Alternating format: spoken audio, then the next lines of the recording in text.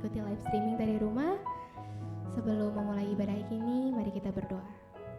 Tuhan, kami bersyukur Engkau mengumpulkan kami kembali di sini Tuhan, baik secara onsite ataupun streaming Tuhan. Kami tahu jamahan-Mu ada dimanapun kami berada ya Bapa. Semoga ibadah ini memberkati kami untuk menjadi pribadi yang lebih baik lagi. Terima kasih Tuhan, di dalam nama-Mu kami berdoa dan mengucap syukur. Amin.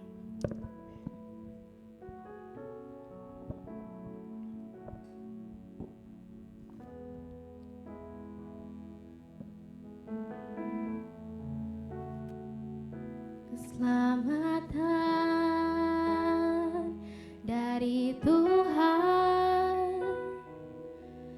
takkan terlambat saat yang ku perlu. Ku nyanyikan kemenangan, karena itu yang jadi bagianku. Ku nyatakan, ku terima berkat sukacita dan kedamaian. Ku bernyanyi bagimu, Kau Tuhan yang terutama, Kau Tuhan yang tak berubah. Selamanya Kau batu penjuru, Kau kota perlindungan. Kau Tuhan yang terutama, Kau Tuhan yang tak berubah. Selamanya Kau batu penjuru, Kau kota perlindungan. Mari sama-sama nyanyikan ini dari awal. Keselamatan dari Tuhan takkan terlambat saat yang ku perlu. Ku nyanyikan kemenangan, karena itu yang jadi bagianku. Ku nyatakan, ku terima berkat sukacita dan kedamaian. Ku bernyanyi bagimu, Kau Tuhan yang terutama,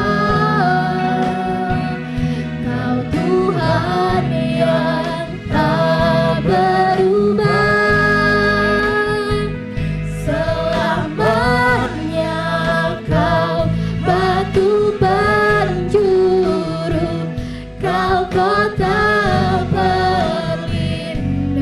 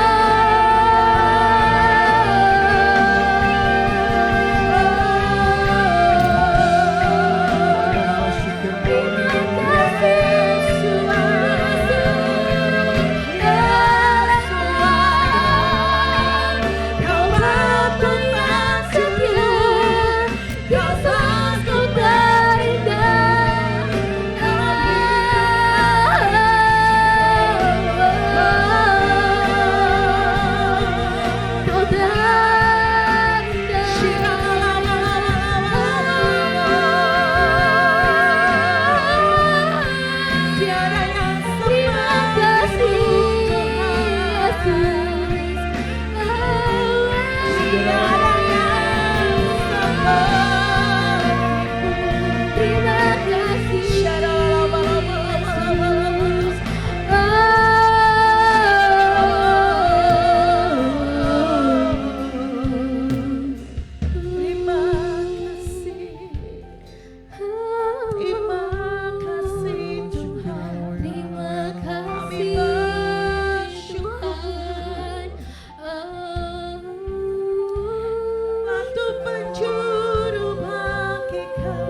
Terima kasih. Batu yang dibuang orang lain, tapi menjadi batu pencuru bagi kami. Terima kasih, Kau yang memilih kami Tuhan, Kau yang sudah menebus kami. Terima kasih, terima kasih, terima kasih Yesus. Ya Allah, ku membawa hatiku, hanya Engkau di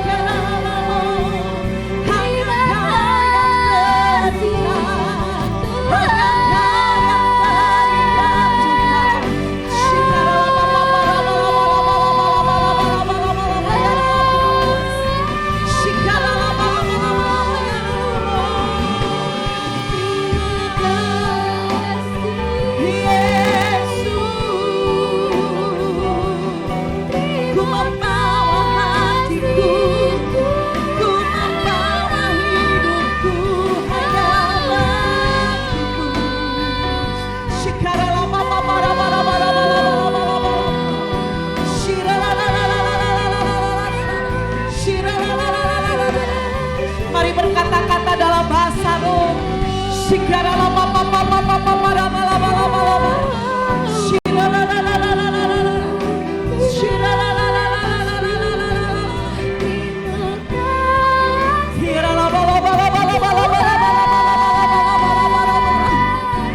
persembahkan hidup kami Tuhan.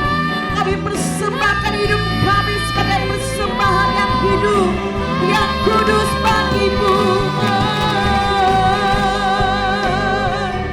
Haleluya.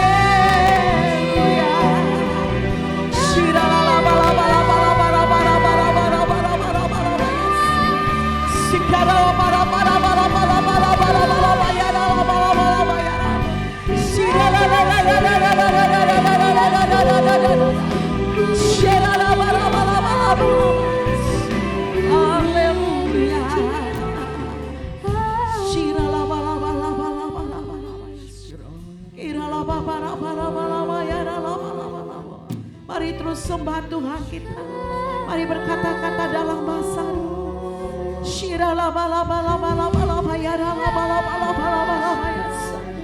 kami bawa hati kami bawa penyembahan kami bawa hidup kami bagimu Tuhan. Engkau membuatnya sungguh amat baik. Engkau membuatnya sungguh baik Tuhan. Ya lama-lama. Terima kasih Yesus.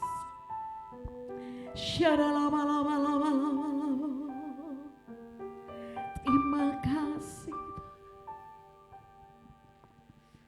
Terima kasih Yesus. Ya lama. Sungguh besar pengorbananmu bagiku, terlalu dalam untuk dimengerti. Sungguh besar,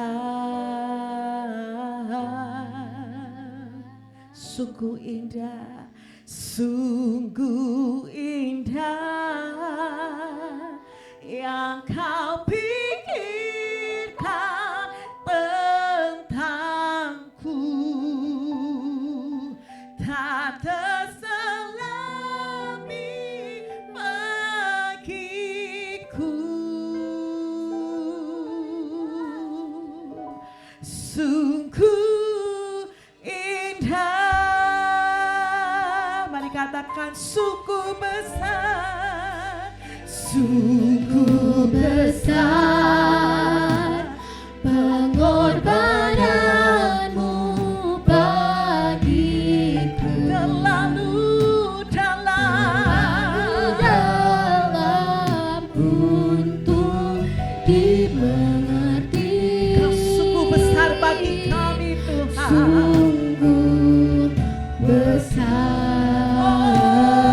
sungguh indah, sungguh indah yang kau pikirkan tentangku,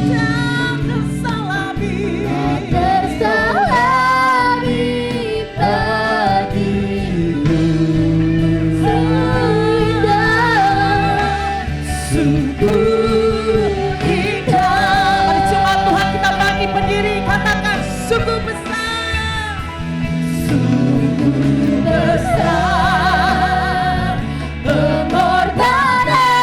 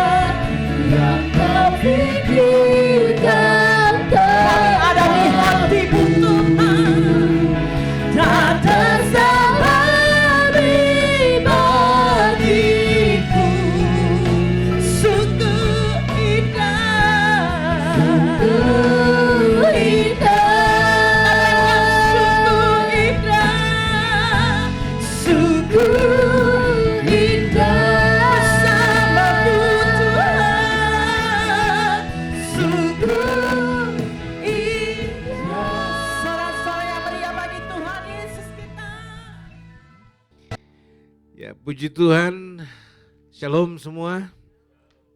Saya percaya semua saudara dalam keadaan baik, terpelihara dalam kasih setia Tuhan. Amin. Saudara-saudara, saya langsung saja ajak membuka Alkitab kita dari Galatia pasal yang ketiga. Kita mulai ayat yang ke-9. Galatia pasal 3 ayat yang ke-9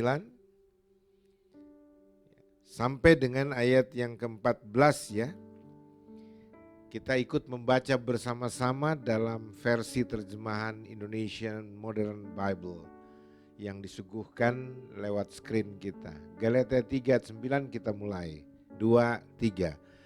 Maka mereka yang beriman akan diberkati bersama Abraham yang beriman.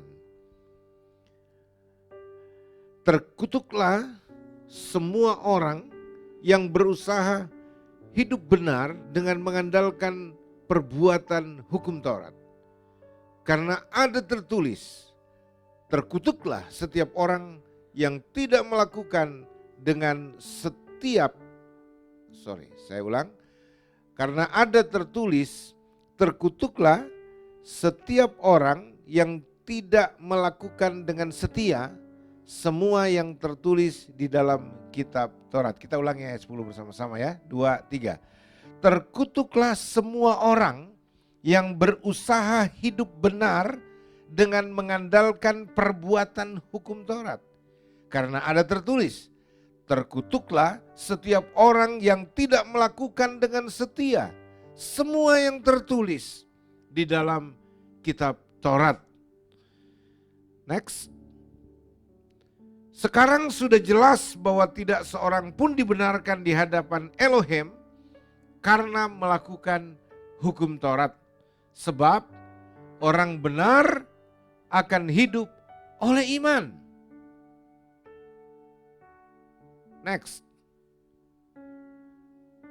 Dan hukum Taurat tidaklah berdasarkan iman, melainkan orang yang melakukannya akan hidup di dalamnya. Kristus telah menebus kita dari kutuk hukum Taurat dengan menjadi kutuk karena kita. Sebab ada tertulis, terkutuklah orang yang tergantung pada kayu salib. 14. Supaya di dalam Yesus Kristus berkat Abraham sampai kepada bangsa-bangsa bukan Yahudi, sehingga oleh iman kita dapat menerima roh yang telah dijanjikan.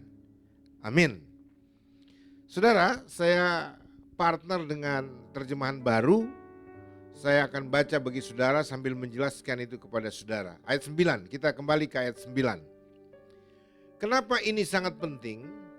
Kehadiran saya di tempat ini, di tengah umatnya, untuk memperteguh, menguatkan saudara akan status saudara dalam Kristus.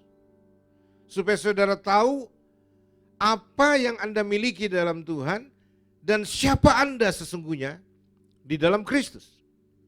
Namun sebelumnya saya boleh bertanya sama saudara, adakah di antara kita yang ribuan jumlahnya ini yang belum terima Yesus?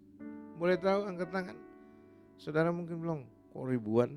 Ini bahasa pendeta, bahasa pastor, bernubuat bahwa tempat ini akan dipenuhi dengan jiwa-jiwa.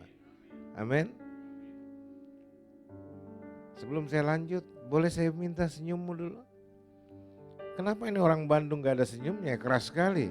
Kayak orang di padang gurun, padang belantara. Halo, ini Bandung loh. Karena katakan kiri kananmu, Tuhan Yesus mengasihi Anda. Gitu dong. Kita harus saling memberikan support satu dengan yang lain. Mungkin saudara berkata, ini orang ngomong langsung tidak kasih tahu siapa dia. Aduh, apa sih, masih perlu memperkenalkan diri? Ya mungkin masih ada yang belum tahu, nama saya Joshua Tewu, itu saja. Joshua Tewu adalah seorang hamba kebenaran, pelayan Kristus seumur hidupnya, dan bertugas untuk memuliakan Tuhan Yesus di atas segalanya, dan terpanggil untuk memberitakan Injil anugerah dan kebenarannya. Itu saja, saudara nggak perlu tahu saya jauh, saudara bisa buka YouTube, ketik nama Joshua Tewu, itu akan keluar dengan segala macam panoramanya. Saya mau gunakan waktu di sini untuk memuliakan Yesus, untuk memberitakan siapa dia sesungguhnya dan memberitahu apa status Anda di dalam Tuhan. Supaya saudara hidup sesuai rancangan dan rencana Tuhan yang hebat bagimu. Itu saja. Akan buang waktu kalau saya menceritakan siapa diri saya atau bagaimana perjalanan hidup saya dan lain sebagainya. Itu Anda tidak butuhkan. Yang Anda butuhkan adalah firman Tuhan dan kebenaran sejati yang memerdekakan. Amin.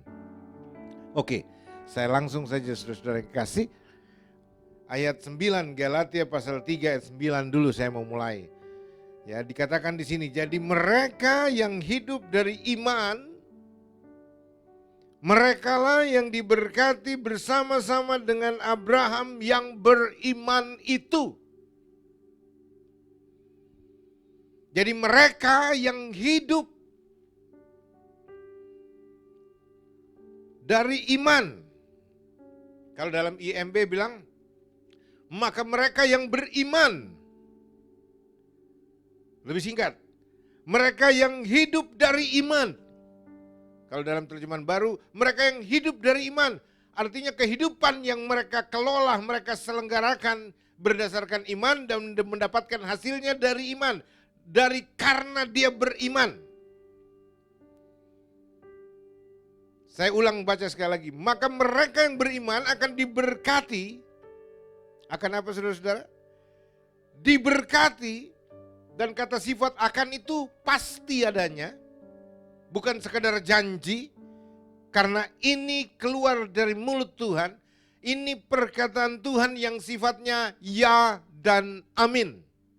Tidak ada keraguan sedikit pun akan setiap kata dalam kebenaran Alkitab itu. Maka mereka yang beriman akan diberkati bersama Abraham yang beriman. Kenapa kita dipartner dengan Abraham? Karena Abraham merupakan bapa orang percaya. Model iman Abraham lah yang menjadi contoh bagi kita. Kenapa model iman Abraham? Karena iman Abraham itu tidak diletakkan di atas dasar hukum yang namanya Taurat. Bukan, saudara-saudara. Karena sebelum Taurat ada, Abraham sudah ada.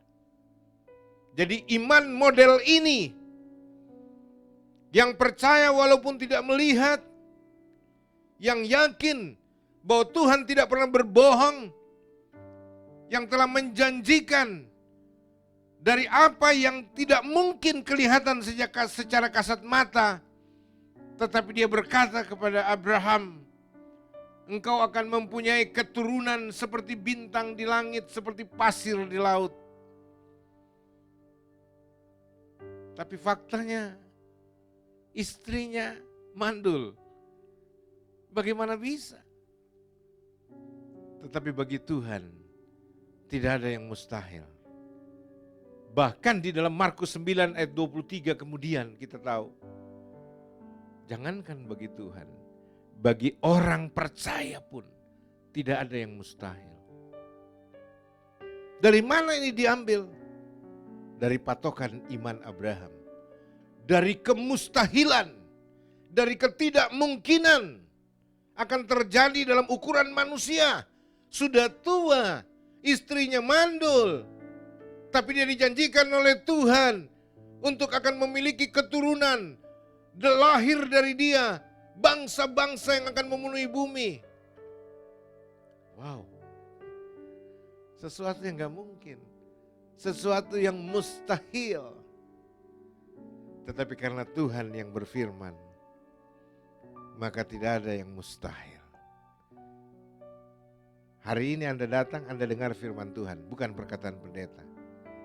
Jadi, kalau firman Tuhan yang Anda dengar dan suara itu berbicara kepadamu dari apa yang kita baca dan renungkan bersama, maka percayalah, jangan ragu sedikit pun, pesan dari firman nanti itu akan terjadi dalam hidupmu. Dan saya mau beritahu, tidak kebetulan Anda ada di sini. Siapapun Anda, saya bisa garansi Anda ada di sini karena Tuhan yang bawa Anda hadir di tempat ini. Untuk tujuan apa? Memberkati saudara lebih lagi dari hari-hari sebelumnya. Tidak ada amin? Gak masalah. Firman Tuhan tetap amin. Ya.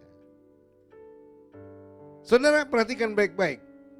Jadi mereka yang hidup dari iman, merekalah yang diberkati bersama-sama dengan Abraham yang beriman itu. Maka mereka yang beriman akan diberkati bersama Abraham yang beriman. Kita di dalam Kristus sudah dihisapkan dari keturunan Abraham. Kitalah sebenarnya menjadi keturunan Abraham yang benar berdasarkan iman kepada Yesus Kristus. Dan itu sebabnya saudara-saudara, kita akan hidup oleh iman dari iman kita. Jadi saudara, iman di sini kata kunci. Anda hanya tinggal mengaktifkan iman itu, maka segala berkat Abraham yang dijanjikan oleh Elohim itu juga menjadi bagianmu. Ya, kata kuncinya apa? Iman. Katakan bersama saya dengan sesungguh hati. Iman. Itu kata kuncinya. Anda mau diberkati, gunakan iman. Anda mau sembuh, gunakan iman. Anda mau sukses, gunakan iman. Anda mau apa saja terjadi dalam hidupmu yang baik, gunakan iman. Itu yang dibilang sola fide. Hanya oleh iman. Hanya oleh beriman. Jangankan mau sembuh, mau diberkati, mau sukses, mau masuk sorga saja. Pintu sorga kita buka hanya dengan iman. Tanpa iman, Ibrani 11 ayat 6a mengatakan, tidak seorang pun berkenan kepada Bapa di surga. Tanpa iman. Jadi iman itulah yang menjadi pegangan kita sebagai orang percaya.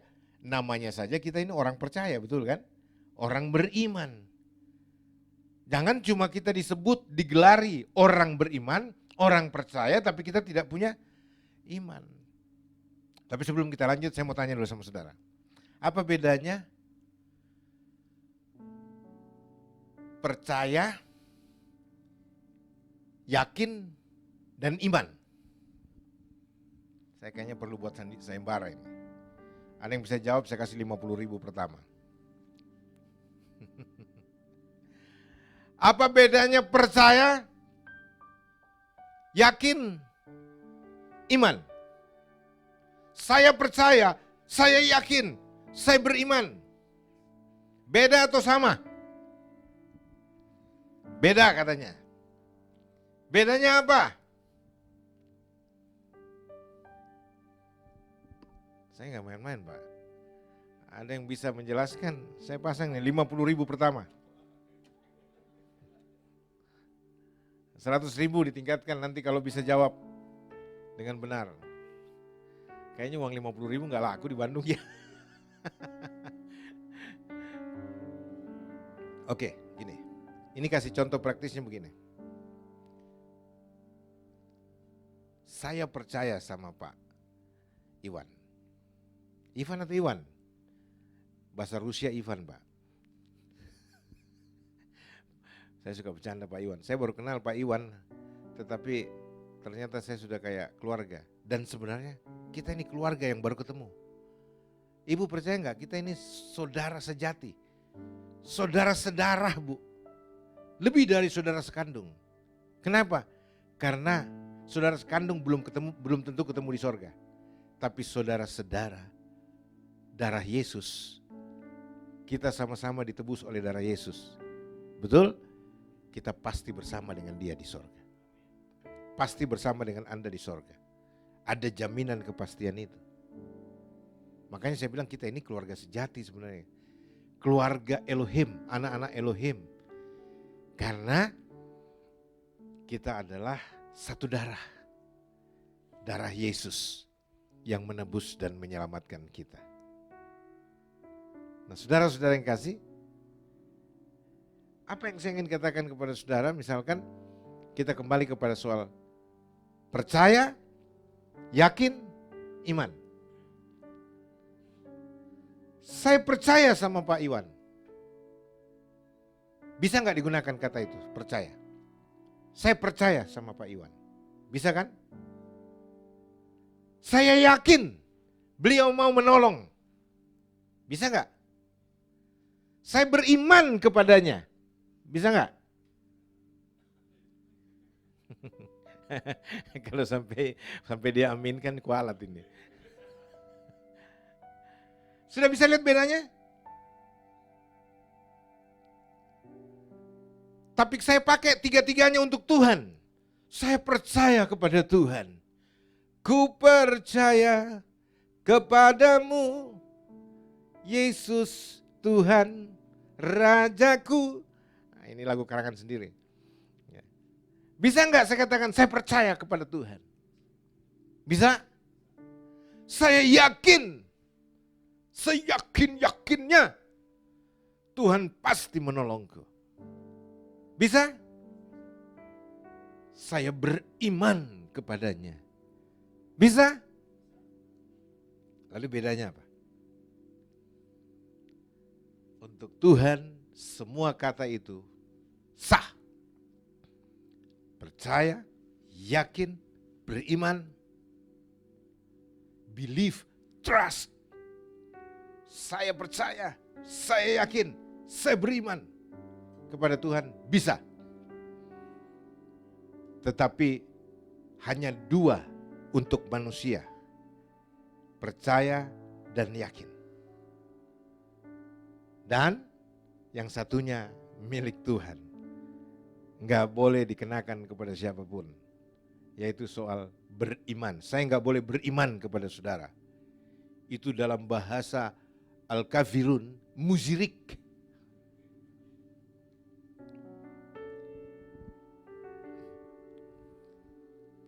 Jadi kalau dibilang, I trust you, I believe you, yes. Tapi saya tidak boleh berkata, saya beriman kepadamu. Nah saudara, di sini dipakai kata beriman. Iman itu tingkatan yang lebih tinggi, hanya bisa digunakan untuk dan kepada Tuhan. Artinya ini tingkatan percaya yang tidak ada unsur keraguan di dalamnya. Iman, boleh paham ya di sini? Jadi kalau dipakai kata iman, saya beriman kepadanya seperti Abraham beriman kepadanya, tidak ada keraguan sedikit pun. Dalam film His Only Son, yang semestinya itu berbicara tentang putranya, putra Elohim. Tapi itu dikiaskan dengan Ishak, bukan Ismail. Ishak sebagai putranya Abraham. Tapi judul ini agak sedikit ironis. His only son. Hanya dia anaknya. Seolah-olah ini berbicara Abraham dengan Ishak. Tapi sebenarnya di balik kisah ini ada nubuatan tentang his only son yang sesungguhnya. Yaitu Yesus Kristus, putra tunggal Bapa di surga. Amin. Nah, saudara, apa yang ingin saya perlihatkan kepada kita di sini adalah bahwa beriman kepada Tuhan tidak boleh ada keraguan sedikit pun. Kita percaya akan perkataannya, kita beryakin akan perkataannya. Gabungan antara keyakinan dan kepercayaan itulah iman. bahwa saya yakin, saya percaya akan kebenaran firman-Nya, dan saya berpegang teguh pada apa yang Dia katakan, bahwa itu pasti akan terjadi dalam hidupku. Itu iman.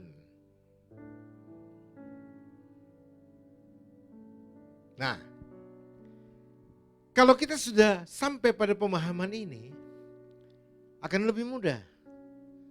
Saya masuk ayat berikutnya. Ayat 10. Karena semua orang yang hidup dari pekerjaan hukum Taurat berada di bawah kutuk. Sebab, saya ikut baca IMB saja. Terkutuklah semua orang yang berusaha hidup benar dengan mengandalkan perbuatan hukum Taurat. Jadi ada orang yang mengira dengan berusaha hidup benar,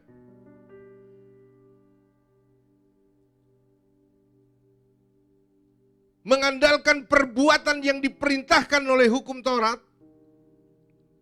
mereka akan berkenan kepada Bapa di sorga.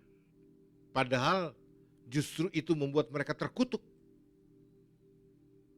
Dengan usaha, dengan segala macam perbuatan yang didasarkan pada hukum Taurat, itu membawa orang pada kutuk hukum Taurat, yaitu kematian.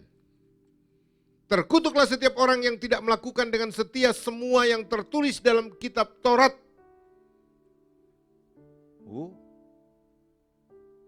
Pertanyaannya, adakah yang bisa melakukan semua tuntutan hukum Taurat? Enggak ada. Hanya Yesus satu-satunya yang berhasil memenuhi semua tuntutan hukum Taurat pada dirinya. Semua perintah hukum Taurat dilaksanakan tuntas dan sempurna oleh Yesus. Makanya di hadapan ahli Taurat dan orang Farisi, Yesus pernah berkata dalam Matius 5 ayat 20, jika hidup keagamaanmu, dia berkata kepada murid-muridnya, tapi di hadapan banyak orang-orang Farisi dan ahli Taurat, jika hidup keagamaanmu tidak lebih benar dari orang-orang Farisi dan ahli Taurat, kamu tidak akan masuk ke dalam kerajaan sorga. Di dunia ini, di kolong langit ini Bapak Ibu, tidak ada agama yang melampaui kebenaran agama Yahudi. Tidak ada pemuka agama manapun yang melampaui ketekunan dan kehebatan beribadah, komitmen keagamaan dari para elit agama Yahudi yang namanya ahli Taurat dan orang-orang Farisi ini. Nggak ada, Pak. Nggak bisa, saudara. Nggak ada orang yang dibenarkan karena melakukan hukum Taurat. Kita baca selanjutnya, ayat 11. Dan bahwa sekarang sudah jelas bahwa tidak seorang pun dibenarkan di hadapan Elohim karena melakukan hukum Taurat. Itu firman Tuhan bilang begitu. Sebab orang benar akan hidup oleh iman, bukan karena melakukan hukum Taurat. Itu ketetapan sorga.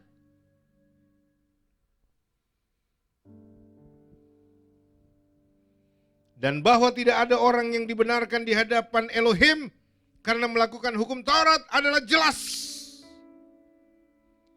Karena orang yang benar akan hidup oleh iman.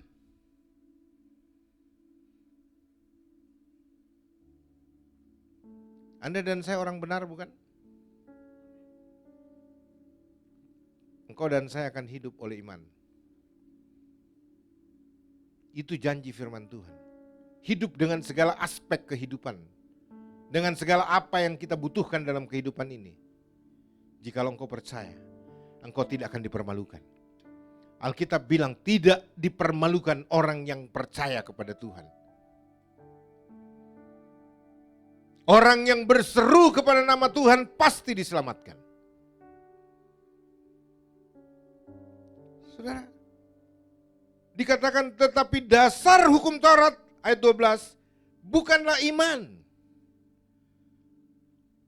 Dan hukum Taurat tidaklah berdasarkan iman, melainkan orang yang melakukannya akan hidup di dalamnya. Tetapi celakanya tidak ada yang bisa melakukannya.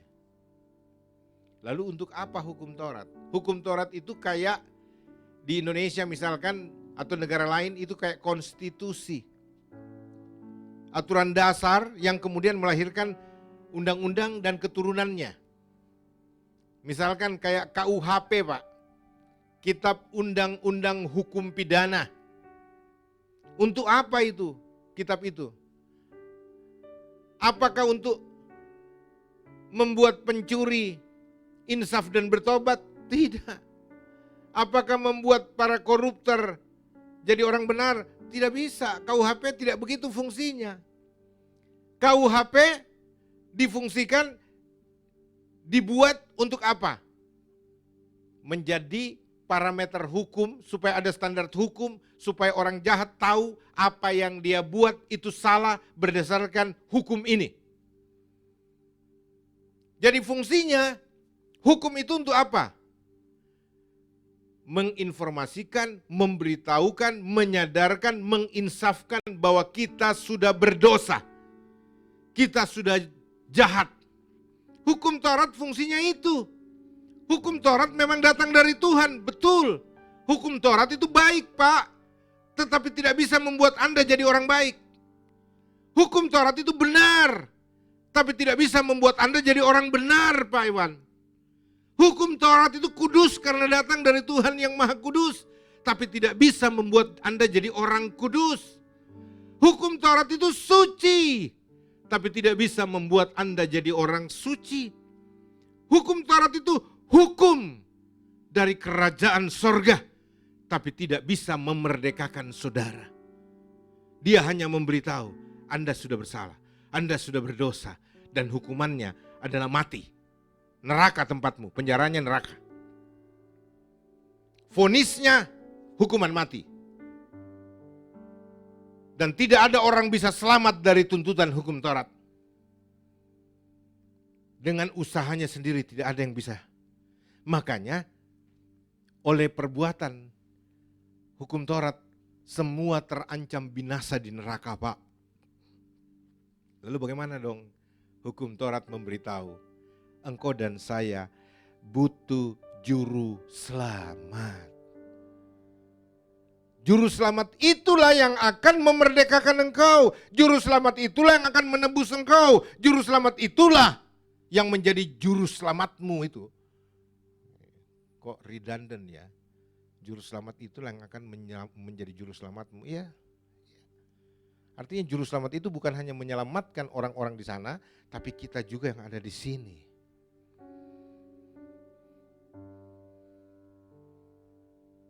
Amin, saudara.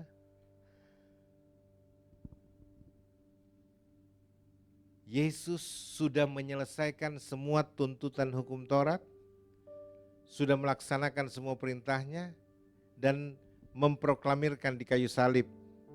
Dengan salah satu perkataannya bilang apa? Sudah selesai. Dalam terjemahan lain dikatakan sudah genap, sudah sempurna. Artinya apa yang dikerjakan Yesus di salib sudah selesai, sudah sempurna. Tidak ada yang Anda dan saya perlu perbuat untuk menambahi supaya sempurna. Tidak perlu diperbaiki karena pekerjaan itu tidak sempurna, tidak. Tidak ada yang perlu diperbaiki, Pak. Tidak ada yang perlu ditambahkan, Pak. Jadi Anda berpikir, oh saya harus rajin beribadah supaya saya berkenan kepada Tuhan. Saya harus buat ini, buat itu supaya saya berkenan kepada Tuhan. Tidak, itu tidak mengurangi statusmu di mata Tuhan. Lalu apa kita tidak perlu? Salah, perlu. Kita melakukan itu bukan menjadi syarat keselamatan seperti agama lain. Berbuat amal, berbuat saleh, sedekah dan sebagainya sebagai syarat keselamatan. Kalau kita tidak, kita berbuat baik, rajin melayani, kita sungguh-sungguh mengasihi orang lain seperti diri kita sendiri. Kita berbuat ini, berbuat itu, beribadah. Untuk apa? Mengekspresikan rasa syukur, terima kasih kita karena Dia terlebih dahulu telah berbuat baik kepada kita, telah menyelamatkan kita, telah menebus kita. Ucapan syukur kita adalah ibadah, Pak. Ibadah bukan syarat keselamatan. Anda berkenan kepada Tuhan karena Yesus yang melakukan itu untuk Anda. Karena Yesus Anda berkenan kepada Bapa di sorga. Karena Yesus Anda diselamatkan. Oleh karena pekerjaan Yesus Kita semua dimerdekakan dari hukuman mati karena dosa di neraka. Kita dilepaskan oleh karena Yesus, oleh bilur-bilurnya engkau dan saya disembuhkan. Oleh karena Yesus, engkau dan saya dirancang dalam masa depan yang penuh pengharapan. Jadi iman Kristen itu bukan berbicara soal apa yang harus saya perbuat supaya saya diberkati Tuhan. Bukan bicara soal apa yang harus saya lakukan supaya saya berkenan kepada Bapa di sorga. Bukan iman Kristen itu. Iman Kristen itu berdiri pada dasar apa yang Tuhan telah lakukan bagi saya sempurna adanya. Dia telah melakukan segala sesuatu agar saya dapat dipersatukan dengan Dia, agar saya dapat dipulihkan, agar saya dapat ditolong, agar saya dapat diselamatkan, agar saya dapat bersama-sama Dia dalam kekekalan. Itu yang Tuhan inisiasi. Itu yang Tuhan prakarsai, itu yang Tuhan perbuat agar Anda dan saya ada bersama-sama dengan Dia seumur hidup kita selama-lamanya. Jadi bukan apa yang kita perbuat, Pak. Bukan. Karena kita tidak di bawah hukum Taurat lagi. Kalau hukum Taurat, kau harus buat ini, harus buat itu. Kalau tidak, hukuman. Kita ada di bawah anugerah dan kebenarannya. Kita dianugerahkan. Dan kemudian kita menerima anugerah keselamatan. Kita dikaruniakan kebenaran, status oleh Yesus. Halo. Bukankah ini kabar baik? Bukankah ini Injil, kabar baik tentang anugerah, tentang kebenaran itu yang Tuhan sudah lakukan buat kita. Hiduplah di dalamnya Bapak Ibu. Kalau Anda mau menjadi orang yang berhasil, hiduplah di dalam apa yang Tuhan sudah buat bagimu. Jangan lagi hidup sesuai jalanmu. Ada jalan Tuhan yang Tuhan sudah siapkan.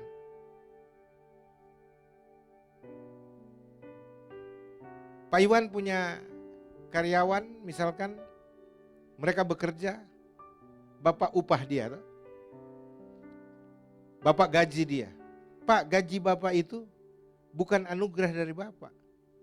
Itu hak mereka. Mereka bekerja, Pak. Itu hak mereka. Anda wajib memberikan upah. Dan itu bukan anugerah. Tapi kalau saya misalkan ketemu Pak Iwan senang, diberkati. Pak Joshua, ini ada berkat dari saya. Ini bukan kode loh Pak. Ini perumpamaan kebetulan karena saya kenal dekat dengan Anda. Jadi mau dilanjut gak ya? Lalu beliau kasih angpaonya. Pak Joshua, ini ada berkat. Puji Tuhan. Saya gak kerja apa-apa loh. Iya toh? Saya sering dapatkan itu Pak. Saya sering. Bukan dari Pak Iwan maksudnya. Artinya dari Pak Iwan belum, nanti. Ya. Tapi saya banyak dalam hidup saya ini. Aduh salah juga kalau Pak Iwan. Pastor Dan. Saya banyak mendapatkan itu. Saya pernah pulang pelayanan Pak, Ibu berdiri tunggu taksi untuk jemput istri saya, janjian kami pelayanan berdua di tempat yang berbeda. Lalu kemudian sambil nunggu itu, seorang sampirin saya, Pak Joshua ya? Iya, mau nyangkal kan gak mungkin kan? Pak Joshua ya? Iya. Aduh, Pak Pendeta puji Tuhan. Dia salamin saya sudah lama cari Bapak. Saya juga begini-gini, dia cari saya untuk apa ini? Tapi kalau dari ekspresinya dia senang kayaknya. Oh puji Tuhan ya, apa kabar Bapak siapa? Saya Bapak Nathan, gini. Waktu itu Bapak di Pondok Labu. Elah, Pondok Labu itu tahun berapa? Dia baru cari saya, tahu nggak? Pak sebentar Pak, saya dulu udah bernazar Pak. Tapi saya kehilangan jejak Bapak, saya kehilangan, saya nggak tahu bagaimana cara hubungin. Saya udah berdoa. Kayaknya ada tanda-tanda baik itu. Lalu apa yang terjadi? Dia bilang, Pak, mau kemana Pak? Saya antar, tidak, saya sudah pesan taksi. Sebentar lagi datang. Sebentar Pak. Dia ajak saya masuk di dalam rumah sakit UKI itu. Saya di depan rumah sakit UKI waktu itu. Dia datang. Dia Sebentar ya Pak, dia ke ATM. Dia keluarkan 2 juta, dia ambil dari dompetnya lagi, dan dia kasih sama saya. 2,5. Saya terima sambil berkata, puji Tuhan banget ya. Memang saya lagi butuhin duit. Ya. Dan saya mau kasih tahu, apa namanya ini? Saya nggak pernah mimpi, saya nggak pernah harapkan ada orang bawa berkat buat saya. Itu yang saya bilang anugerah. Grace. Banyak sekali Pak. Aduh, saya temukan di dalam kehidupan saya. Hidup saya sampai sekarang ini anugerah Bu. Saya bisa melayani Tuhan itu anugerah. Kalau mau lihat track record saya, masa lalu saya, aduh, hitam pekat gelap gulita. Enggak memenuhi syarat saya Pak, kriteria untuk jadi pastor, untuk menjadi pelayan Tuhan. Enggak memenuhi syarat, tahu diri banget saya. Tapi kalau Tuhan mau pilih seseorang berdasarkan kasihnya semata, itu yang saya bilang anugerah yang tidak layak untuk disombongkan. Makanya saya bilang, apa yang mau disombongkan? Semua yang saya terima adalah pemberian cuma-cuma, kasih karunia dari Tuhan. Separuh dari dunia ini saya sudah kelilingi Pak. Hampir seluruh Indonesia saya sudah jalanin Pak. Saya sudah ketemu pejabat-pejabat tinggi negara ini Pak. Berhadapan dengan banyak petinggi negara. Duduk secara terhormat bersama dengan mereka. Siapa saya ini? Kalau bukan karena Tuhan, saya tidak dapatkan semua itu. Amin saudara. Anugerah. Dan saya percaya hidup Anda dan saya hari ini juga ditopang karena anugerah Tuhan. Bukan karena kuat dan gagahmu. Jadi hiduplah berdasarkan iman. Imani itu. Jangan cuma pegang imani di kantongmu, tapi kau tidak punya iman. Yang paling ngeri orang beriman, dia punya imani Pak. Tapi tidak punya iman untuk isi imaninya.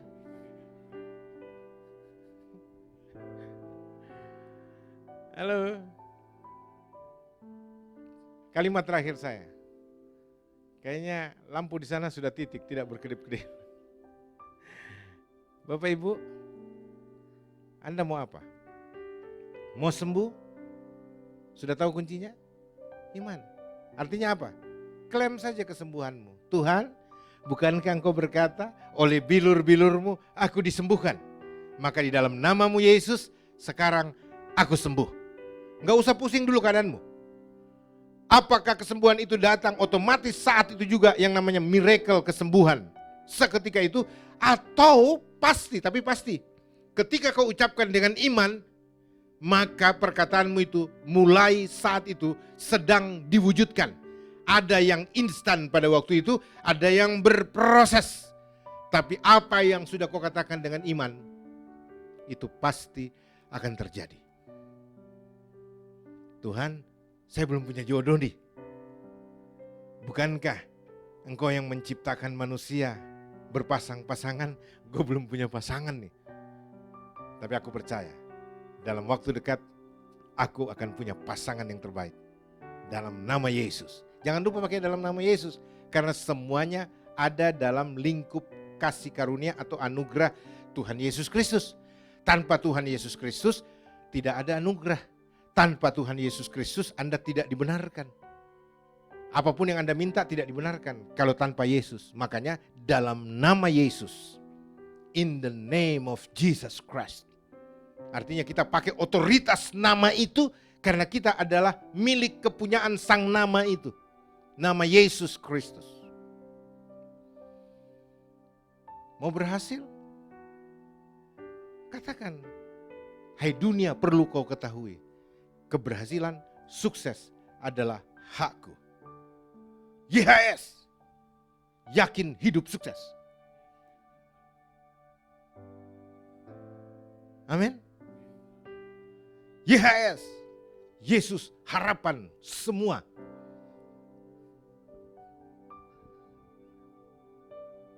Amin saudara. Ya udah, iman. Pakai itu aja. Bukankah Anda orang beriman? Hiduplah oleh iman. Jangan keringat darah, banting tulang sampai nan tulang marah. Jangan. Kerja keras, keringat darah, banting tulang sampai nan tulang marah. Bapak Iwan gak ngerti ini. Gak ngerti Pak. Kalau banting tulang, marah nan tulangnya. Artinya apa? Hidup kita dimudahkan di dalam Yesus. Enak banget jadi Kristen. Ya emang enak, makanya jadi Kristen aja lu. Kenapa? Karena yang susah, bahkan yang tersulit untuk dilakukan manusia, bahkan yang termustahil untuk dilakukan manusia, Yesus Kristus Tuhan sudah lakukan untuk kita. Nggak mau tepuk tangan? Wah. Kayaknya sudah nada dasar do rendah sudah, berarti udah selesai. Anda tangkap maksudnya? Tugas saya selesai. Saya sudah mengingatkan, gunakan kunci iman. Engkau orang percaya, hiduplah oleh iman. Orang benar hidup oleh iman. Apa saja? Iman. Semudah itu Pak Yosua. Iya. Kok dikasih yang mudah kok rewel? Dikasih yang sulit ngedumel. Susah banget sih. Kalau sulit, susah banget sih. Dikasih gampang, hanya gini, segini doang. Masa sih? Ya.